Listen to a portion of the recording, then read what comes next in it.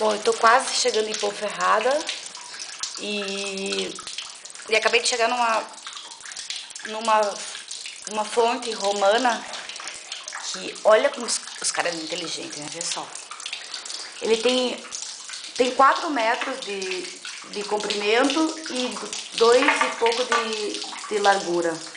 Então a água vinha daquele buraco, passava por aqui, descia aqui e escorria toda aqui, e ali ficava depositada toda a sujeira para eles poderem tomar água limpa. Olha só, os romanos que construíram isso. Quer ver? Deixa eu voltar aqui para ver a porta.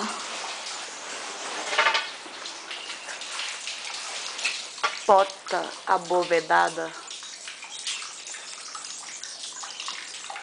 Legal, né? Quase.